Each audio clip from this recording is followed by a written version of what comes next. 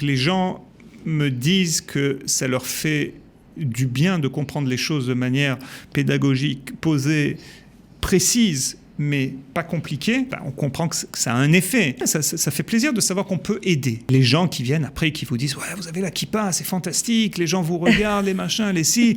Grâce à vous, j'ai pas honte de dire que j'aime Israël. » Ils ont relevé le défi de l'Alia. Alia Story, c'est vous, c'est nous. Si je vous dis Cyril Cohen, évidemment, vous allez me dire, mais bien sûr, on le connaît, c'est l'immunologue, le professeur d'immunologie de l'Université de Bar-Ilan, le spécialiste de la Covid-19 qui a fait plus de 920 interventions sur les médias et israéliens et francophones et surtout sur les médias français. Donc on s'était dit avec l'équipe du Studio Qualita qu'on aurait beaucoup de plaisir à découvrir qui se cache derrière bien la figure que vous connaissez tous. On va faire un petit retour arrière sur son parcours d'Alia. Restez avec nous. Bienvenue, professeur Cyril Cohen. On est vraiment ravis de vous accueillir. Merci beaucoup, Cathy. Alors, je vais quand même redonner votre titre. Vous êtes professeur d'immunologie à l'Université de Bar-Ilan. Vous êtes membre consultatif sur les essais cliniques contre, bien sûr, pour les vaccins, évidemment, contre la Covid-19 au ministère israélien de la Santé, mais aussi, ça on le sait moins, tout ce qui concerne les essais cliniques génétiques, les essais sur la thérapie cellulaire, les thérapies cellulaires. Bref, il y a beaucoup de choses qui passent par vous. Et vous êtes aussi président de l'association de recherche contre le cancer en Israël. Ça, on le dit moins, mais pour moi, c'était important de le signaler. Et vous avez accepté de venir aujourd'hui parce que vous fêtez au jour près vos 29 ans d'Alia. C'est exact. Je suis très heureux de les fêter avec vous aujourd'hui. Alia Story, c'est vraiment la bonne occasion. Exactement. Ben moi aussi, alors un grand Mazel Tov. Vous êtes arrivé Merci. En 1992, bac en poche. Pour vous, c'était quoi? C'était une évidence de venir en Israël? C'était quelque chose que vous avez reçu en héritage dans votre famille ou pas trop? Oui, dans un sens, oui. Je crois qu'il y a toujours eu cette idée qu'Israël, c'était le but. Du côté de mon père, par exemple, la majorité, mon père est originaire du Maroc et la majorité de ses cousins, tantes et oncles ont fait la Aliyah. Mon père est arrivé à Marseille et je crois qu'il y avait cette idée peut-être aussi de continuer en Israël, mais finalement, ils sont restés cause de mes grands-parents qui sont tombés malades très rapidement. Et donc, mais il y avait toujours cette idée d'Israël. Mon père qui, chaque année, amenait à la maison les disques. Il y avait des disques de ce qu'on appelle le Festival Azemer, le festival de la chanson israélien. Donc, j'ai grandi avec toutes ces chansons comme ça qui m'ont accompagné. Mes grands-parents du côté maternel qui, déjà en 1965, sont venus en bateau en Israël voir Israël, voir ce pays. Après, ils sont venus régulièrement pendant plusieurs années. Moi, en 83, première fois, je prenais l'avion et je suis venu en Israël et j'ai adoré ce pays. Mais vous étiez petit en 83. J'avais 8 ans. Voilà. J'avais 8 et ça ans. vous a marqué? Vous vous êtes dit à ce moment-là, j'aimerais vivre ici? C'est une question qui s'est vraiment posée parce que mes parents ont divorcé et puis quand j'avais eu 7 ans à peu près et ma mère voulait venir en Israël, voulait venir refaire sa vie en Israël, habiter, mais bon, on lui a un peu déconseillé à l'époque, mais il y avait cette idée d'Israël et bon, évidemment, j'étais à l'école Yavneh à Marseille. Toute la scolarité, voilà. Depuis le CP jusqu'en terminale. Et je crois qu'un des tournants, évidemment, ça a été la Marche des Vivants, mais il y avait toujours cette ambiance sioniste, c'était un peu naturel. Mais que la Marche des Vivants, ça vous a vraiment je crois que ça passé un autre cap? Ça a mis les choses au clair. Ça a mis les choses au clair dans le sens où on a réalisé, vous savez, quand vous faites cette Marche des Vivants, il y a la Pologne pour Yom HaShoah, les camps, et puis après Israël, Yom HaZikaron, Yom HaAtzmaut. Je crois que la conclusion elle est très simple. Notre place est ici. Notre place en tant que peuple juif est ici. Et la majorité des gens dans ma classe ont fait leur Aliyah. On est toujours tous en contact. On va même organiser une petite soirée retrouvailles la semaine prochaine. Et voilà. Et je crois qu'il y avait toujours cette idée. Et c'est pour ça, en plus, ce qui a choqué, entre guillemets, je dirais, les gens qui me connaissaient et qui connaissaient ma famille, c'est que lorsque je suis venu voir ma mère et je lui ai dit, écoute, je fais mon Aliyah, j'ai décidé de faire mon Aliyah, alors que ma mère, lorsque je descendais à la boulangerie acheter le pain, devait me guetter, etc., machin et tout. On a du mal à imaginer. Ouais, non, elle m'a dit oui. Eh ben, tant mieux. Très bien. Et voilà, et puis j'ai été avec eux à l'agent juif, j'ai ouvert mon dossier. Et c'est parti. Et voilà. Alors vous avez choisi Haïfa comme ville d'atterrissage, évidemment parce qu'il y avait cette école prestigieuse qui est le Technion. Vous avez étudié là-bas, vous avez fait des études d'ingénieur en biotech, c'est ça? Oui, c'est ça, en biotechnologie. Voilà, ok. Et puis ensuite, vous avez continué et vous avez obtenu votre diplôme en immunologie et puis ensuite votre doctorat. Donc tout ça au Technion. Tout ça au Technion. Voilà. 10 ans de ma vie au Technion. Alors pourquoi vous avez choisi cette spécialité? Est-ce que c'était un truc qui était dans votre tête depuis longtemps? Oui, dans un sens. Il y a plusieurs choses. C'était quand même spécial. C'était pas très à la mode à l'époque. Non, c'était pas très à la mode. Et puis ça bourgeonnait, certains domaines qui bourgeonnaient, le génie génétique, la thérapie génétique, l'immunologie, le cancer, tout ça. Je dirais le mélange de tout ça, ça n'existait pas trop encore. Mais j'ai souvenir, par exemple, déjà à l'école. Moi, je m'intéressais quand j'étais à l'école. Quatrième, je m'intéressais à la thérapie génique. Il y avait une revue qui s'appelait Science et Vie que j'adorais lire. Et il y avait, je me souviens, un dossier sur le génie génétique que j'avais adoré. C'est ça qui est intéressant parce que quand on voit les sujets comme ça qui vous passionnaient, vous auriez pu devenir médecin.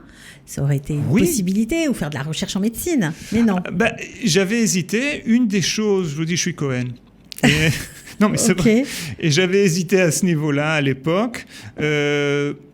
Et vous savez, je crois que... Cohen, être en contact avec les cadavres et tout ça, disséquer les morts, c'était pas ça. Bon, je ne sais pas si c'est peut-être juste un prétexte, mais j'avais hésité beaucoup, mais il y avait aussi le côté recherche qui m'attirait beaucoup. C'est-à-dire que la médecine, c'est fantastique, c'est très bien, et mes meilleurs amis sont médecins, ils sont même médecins juifs, non, je rigole, mais ce que je voulais dire, c'est que il y a, à mon avis, dans la recherche, comme on en discutait avec un ami ou des amis qui sont médecins, le médecin peut influencer le traitement personnel et le chercheur peut découvrir quelque chose qui peut aussi peut-être avoir potentiellement une influence sur plus, je dirais, de personnes. Et je crois qu'en fait, le but, c'est de mélanger les deux. Et c'est en fait un peu ce que je fais aujourd'hui parce que je travaille très étroitement avec beaucoup d'équipes médicales, les hôpitaux en Israël et dans le monde. Et on travaille en concert, ensemble, pour développer de nouveaux traitements. Oui, j'imagine que c'est une super grande satisfaction. Alors avant de rentrer dans ce que vous faites plus avant aujourd'hui, vous êtes parti pour vous spécialiser encore plus aux États-Unis pendant une période de 4 ans, dans un endroit, on va dire, dans le top du top au niveau de la recherche. Est-ce que vous pouvez nous en dire un petit peu plus? C'était le National Institute of Health. Voilà, c'est quelque chose de tout à fait particulier. Je crois, vous savez qu'on parle souvent du rêve américain, d'arriver, de carrière, réussir, machin et tout, même si on... Et je crois que pour les chercheurs, un des rêves américains, c'est évidemment un institut prestigieux comme le NIH. Et donc j'avais postulé, j'avais accepté. Ma femme et moi d'ailleurs, ma femme est aussi chercheur par ailleurs, en maladies infectieuses. Donc tous les deux, on avait postulé, on est rentré dans ce système et c'est découvrir vraiment la recherche à grande échelle. Vous savez, c'est travailler avec des gens, des prix Nobel, c'est pouvoir réaliser vos rêves, sincèrement. Et il y a beaucoup de monde, je veux dire. On voit souvent, je ne sais pas, vous avez entendu parler sûrement de Tal Zaks, le directeur médical de Moderna. Il était dans le même département que moi, on était dans le même laboratoire, il était un peu avant moi.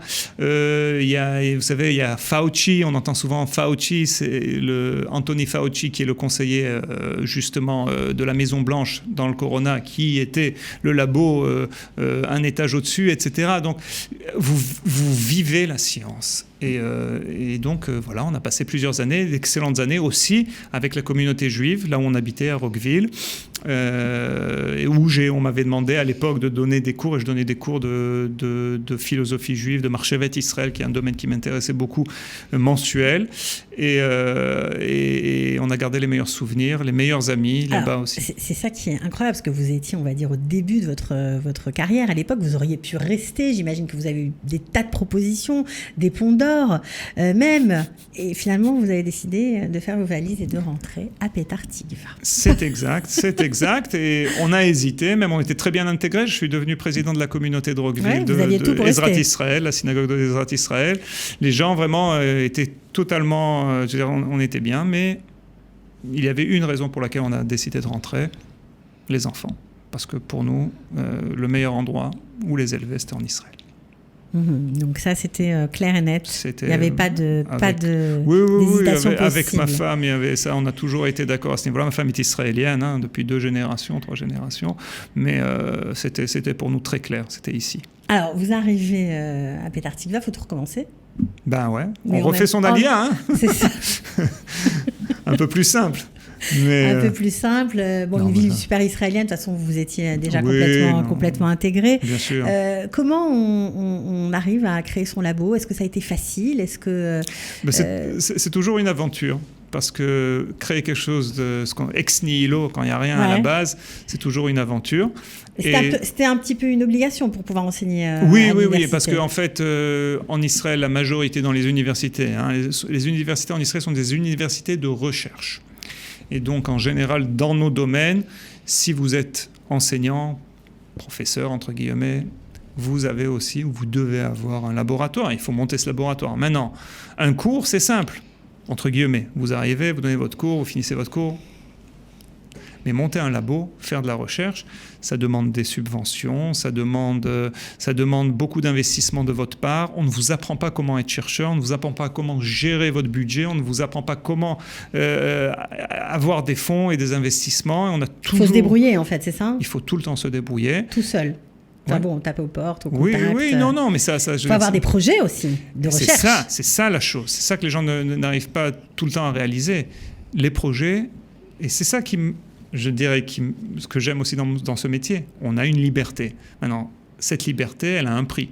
C'est-à-dire que cette liberté académique où on décide de ce qu'on veut chercher, l'avantage, c'est que vous décidez vous-même. L'inconvénient, c'est que c'est vous qui devez décider. Il n'y a personne d'autre pour vous qui décide. Et ça demande un travail personnel assez important. Je veux dire, je vous avoue sincèrement que c'est sûr que la première année, il y avait 2 nuits blanches par semaine sans problème. Là, je suis descendu à 1 nuit blanche par semaine.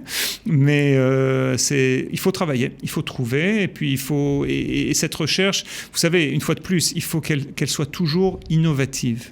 Surtout en Israël. Il faut toujours trouver les nouveaux projets. Vous pouvez pas. C'est un peu comme monter dans un ascenseur, un escalateur à l'envers. Si vous restez en place, vous descendez. Il faut tout le temps investir pour rester et pour progresser.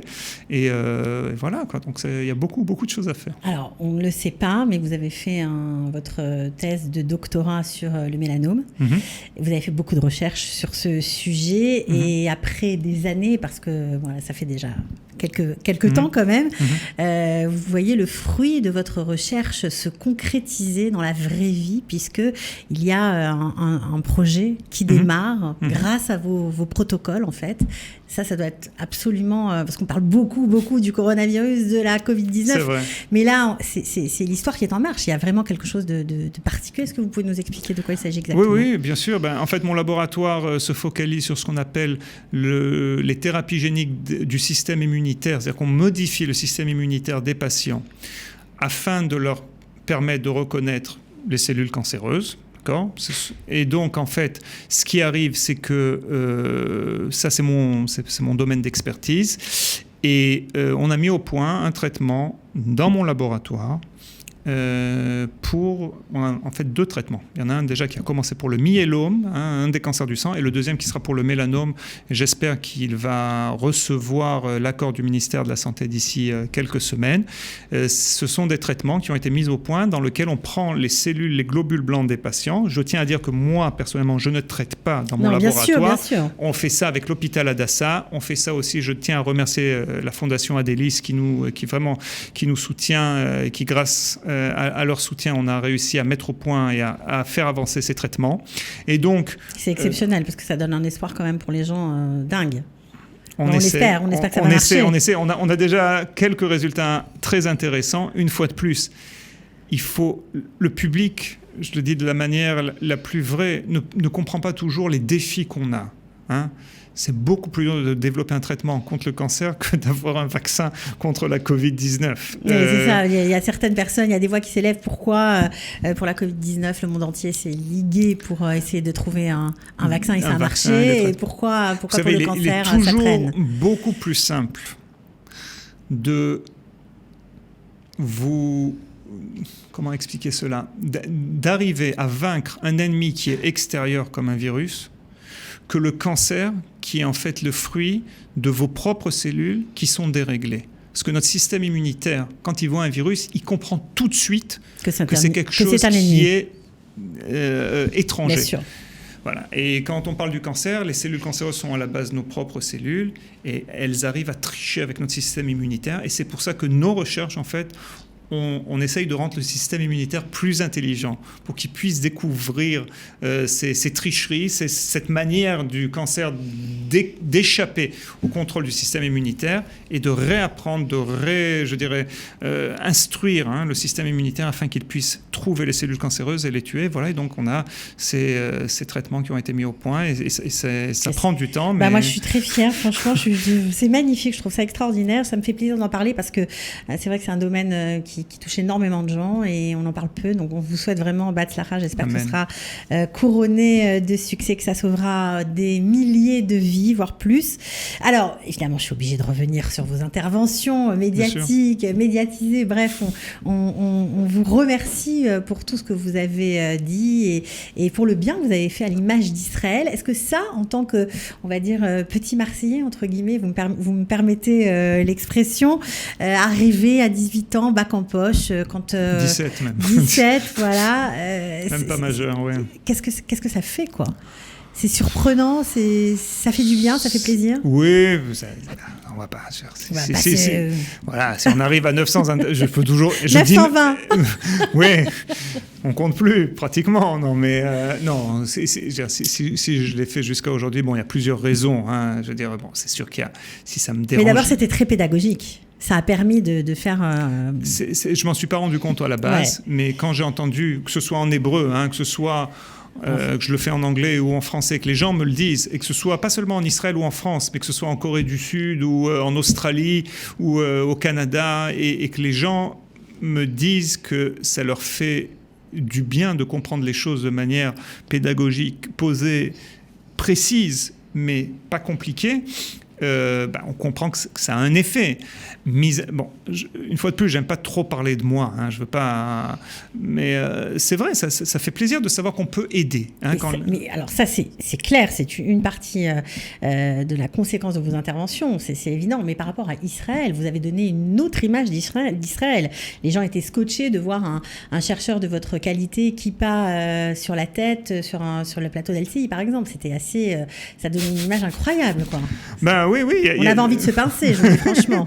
Oui, je le réalisais pas à la base, mais beaucoup de gens m'ont dit, écoute, quand je suis venu, justement, j'étais en France il y a quelques semaines, et on m'a plusieurs fois, même avant, les gens m'ont demandé, il y a même des journalistes très connus qui m'ont appelé, qui m'ont dit, écoute, viens en France, on voudrait t'interroger en plateau, au lieu de Zoom, etc. Et donc, j'avais ce congrès de la Covid où j'ai été invité pour parler de la campagne de vaccination en Israël, etc. Et j'ai prolongé d'un jour et demi mon séjour pour faire quelques interventions. Et les gens qui viennent après, qui vous disent « Ouais, vous avez la kippa, c'est fantastique, les gens vous regardent, les machins, les si. Grâce à vous, j'ai pas honte de dire que j'aime Israël, vous représentez le peuple juif. » Et moi, je regarde tout le temps à droite et à gauche de qui ils parlent. À la base, je comprenais pas trop. Mais si on a cette possibilité de changer un peu la manière dont Israël est vu dans le monde. Même par les journalistes, j'imagine que ça a dû aussi influencer leur point de vue. Je pense, parce qu'il y a beaucoup de relations qui, c'est pas un secret, mais il y a beaucoup de relations qui se sont nouées avec certains journalistes français. Et d'entendre des journalistes français à l'antenne dire, après votre intervention ou pendant votre intervention, moi j'aimerais bien vivre en Israël, regardez comment ils traitent le coronavirus, regardez comment ils vaccinent, regardez comment... Israël est un exemple. On peut toujours le dire, ça. À quel niveau ? Au niveau de ce qui arrive. Au niveau de ce qui nous attend. Vous savez, j'ai employé plusieurs fois, et ça je l'ai dit, les gens ne comprennent peut-être pas toujours la différence entre bataille et guerre. Mais j'ai souvent dit qu'on avait gagné une bataille, mais on n'a pas encore gagné cette guerre contre la Covid-19. Elle va prendre plusieurs années. Alors, c'est vraiment été dans une position excellente, et il y a pas moins de 6 semaines. On avait tout, le masque, c'était fini.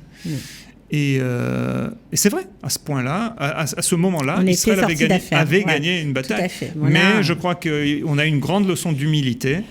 Et oui, ce virus n'a pas fini de nous jouer des tours. Et ça, je l'avais toujours dit, je continue à le dire. On est toujours à la merci d'un variant.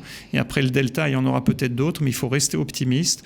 Et je crois que les vaccins ont fait un énorme, je dirais, travail et effet jusqu'à aujourd'hui. Ça limite quand même. Si on n'avait pas ces vaccins avec le variant Delta, on voit les pays qui ne sont pas vaccinés, qui sont aux prises avec le variant Delta. On voit combien de malades graves et combien de décès ils ont. Mais ce n'est pas fini. Et c'est pour ça qu'on a beaucoup de travail dans les comités où je suis.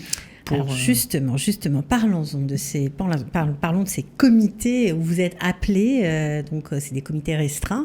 Ouais. Ministère de la Santé, Premier ministre, tous les membres influents du gouvernement qui vous demandent conseil, à vous, à d'autres, pour bien sûr. Il n'y a pas que le petit Marseillais. Non, mais bien sûr, pour pouvoir prendre des décisions. La première fois que vous êtes arrivé dans ce type de comité, d'environnement, c'était dans le cadre de ce nouveau gouvernement. Oui. Qu'est-ce que vous avez ressenti et comment vous avez été accueilli ? J'étais accueilli très bien. Hein, ça, je veux dire, on n'était pas beaucoup d'experts. Hein, c'est souvent les gens que certains sont connus, hein, qui apparaissent dans les médias, mais ce sont des gens qui ont une expérience et on avait quand même, ce sont des comités qui ont un niveau de débat assez poussé, hein, comme je vous l'explique tout à l'heure. Perdez une minute.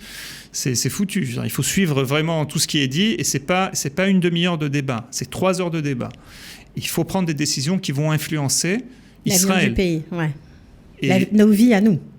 Nos vies à nous tous. Bien sûr. En tant que citoyen, je vous le dis. Ouais. Hein, et il y a quelquefois une pression parce que c'est sur vos épaules ce que vous allez dire. Si vous citez telle recherche, si vous dites telle option ou quoi que ce soit, c'est retenu, c'est une ébauche, on commence à... on n'utilise pas les mots, je dirais, bidoude ou confinement ou séguerre comme ça à la légère ou test. Chaque mot qui est dit dans ces cabinets ont une portée. Donc il faut peser ces mots, il faut prendre en compte, il faut avoir des opinions aussi claires. C'est pas évident ça. C'est pas du tout évident. C'est-à-dire qu'il faut faire le point avec soi-même avant d'aller à la réunion. Totalement. Parce qu'on a le droit d'hésiter aussi. On a le droit de se dire, on a le droit, on sait pas. Et on doit dire je ne sais pas, lorsqu'on ne sait pas. Mais quelquefois, il faut trancher. Il faut comprendre qu'il n'y a pas de ce qu'on appelle en anglais win-win situation. On sait que c'est une situation, cette crise, où on doit faire des compromis. Vous êtes en contact permanent pour justement arriver à prendre ce genre de décision avec vos collègues dans le monde entier ? Bien sûr. Je suis même apparu en France. On m'a demandé d'apparaître devant le CESE, je crois que ça s'appelle Conseil économique. Oui. Justement pour témoigner de ce qui se passe en Israël. Et pour qu'ils puissent justement copier le modèle. Voilà. Et j'ai des contacts par mail avec, une fois de plus, la Corée du Sud, la France, ou d'autres pays. L'Angleterre, moins.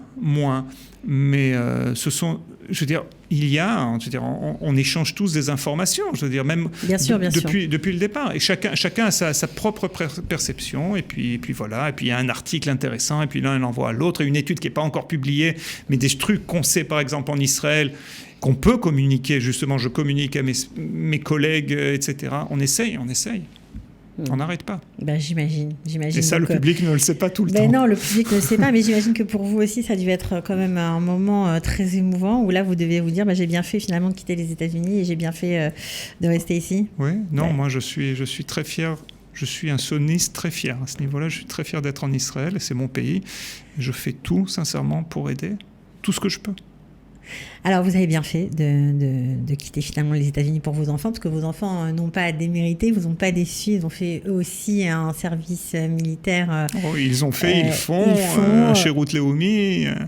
Et ça, c'était un truc pour vous incroyable. C'est à ce moment-là que vous avez compris que vous avez réalisé, on va dire, que vous avez vraiment fait votre alliance. C'est la réalisation du sionisme. Sérieux, je le dis de la manière, une fois de plus, la plus directe, pragmatique et humble. Quand vous êtes invité au ministère de la Défense parce que votre fille, qui fait son chez Ruth Leumi, reçoit le prix d'excellence et que, par hasard, 2 mois après, dans un plateau, vous rencontrez le ministre de la Défense qui fait « Ah, votre fille... » Lieberman à l'époque. C'était Lieberman. Votre fille, elle est exceptionnelle. Ah oui. Ou quand votre fils, une fois de plus, on ne va pas donner trop de détails parce qu'il est en plein service militaire, mais qui est dans une unité et qui est assigné pour pas 3 ans, mais 2 fois plus que ça. Et c'est une fierté. L'accompagner au Bakoum, c'est là, je veux dire, au centre de d'enrôlement. D'enrôlement. Ouais. Vous réalisez, lorsqu'ils montent dans le bus, que c'est la réalisation du sionisme. Vous, pour vous-même, votre service militaire, vous n'en avez rien à faire, entre guillemets. Mais quand c'est vos enfants, c'est exactement. une autre histoire. Ouais. Exactement. Alors, juste pour conclure, oui. qu'est-ce que vous souhaiteriez pour Israël, justement par rapport à ces variants? Est-ce qu'on vous avez dit qu'il faut qu'on apprenne à vivre avec à long terme, plusieurs années, longtemps? Non.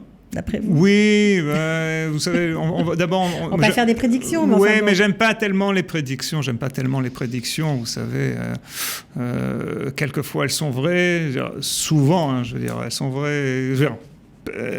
Quand elles sont à court terme, et quand elles sont à long terme, je peux vous dire ce qui va arriver peut-être dans 2 semaines, plus ou moins. Hein, mais ce qui va arriver d'ici... on ne peut pas savoir. On ne peut pas savoir. Alors, qu'est-ce qui va arriver? Qu'est-ce qui peut arriver? On ne va pas faire peur aux auditeurs, mais on va rester positif. On va dire que tout doucement, grâce à la vaccination, et j'espère qu'il y aura aussi des traitements. Et il faut comprendre qu'il y a beaucoup, je dirais, d'efforts qui sont investis dans ces traitements. Mais c'est très dur aussi de trouver un traitement. Mais grâce à la vaccination et à ce qu'on appelle l'exposition ou l'immunité naturelle, parce que les gens sont aussi contaminés, je crois que tout doucement, 1 an, 2 ans, on arrivera à un seuil d'immunité tel que ce virus sera, on l'espère, une maladie endémique comme la grippe qui revient tous les ans avec des variants un peu différents. Mais avec un vaccin tous les ans, pas tous les 6 mois? Peut-être. Vous savez, le vaccin tous les 6 mois, bon, là, ça fait déjà 7 mois depuis le début de la vaccination. Là, on en parle, de la 3e dose. Je vous le dis sincèrement, pour les personnes, ça a été c'est une des choses qui va être décidée. Nous, on a donné nos avis, mais on est pour la vaccination des plus de 60, 70 ans, parce qu'on a des données qui montrent que ça baisse un peu leur immunité. Pas pour les formes graves, ce qui est une bonne chose, mais pour les infections. Mais on ne sait pas, après cette 3e dose, peut-être que ça sera suffisant, parce qu'on a des études qui montrent que ça donne un taux d'anticorps. La 3e dose peut donner peut-être un taux d'anticorps qui va durer, peut-être que ça va durer 1 an ou 2 ans, peut-être que ça va durer moins, peut-être qu'il y aura un autre variant, peut-être qu'il y aura un recombinant et pas un variant. On est dans le flou artistique. Et il faut l'accepter, il faut dire je ne sais pas quand on ne sait pas, mais on doit faire tous nos efforts et c'est ce que je fais. Et moi, je suis rien dans ce système parce qu'en Israël, il y a des gens que vous ne connaissez pas qui travaillent énormément jour et nuit pour que tout ce que vous voyez, que ce soit les hôpitaux, les vaccins, les traitements, etc., progresse. On fait tous partie de cette mission qu'on a d'aider Israël et de par Israël. Grâce à Israël, pionnier de la vaccination, on peut aider aussi les autres pays. Bon, en tout cas, on ne sait pas quelle sauce on sera mangé, mais nous, ça nous rassure de savoir qu'il y a des gens comme vous qui travaillent pour nous jour et nuit. En tout cas, merci beaucoup, Cyril Cohen, d'être venu, nous avoir raconté un petit peu votre parcours d'Alia. On n'a pas parlé de la musique, mais ça ne va pas du tout, parce qu'on sait aussi que vous êtes un super musicien, fan de David Brozan. On va finir avec cette photo, voilà. Vous l'avez rencontré, vous l'avez joué jeune et... C'est ça, on s'était rencontrés, j'ai même joué dans les coulisses, derrière les coulisses, dans les coulisses avec lui de la guitare. Ça a toujours été depuis que j'étais petit, parce que j'écoutais ses chansons, et donc ça a toujours été pour moi une idole. Et puis on s'est vu plusieurs fois pendant ces dernières années, comme ça, et on est tout petit peu en contact, par mail, etc. Et donc, voilà. Nous aussi on adore, ça tombe bien, alors à très bientôt en tout cas. Merci. Cyril. Merci. Ils ont relevé le défi de l'Alia. Alia Story, c'est vous, c'est nous.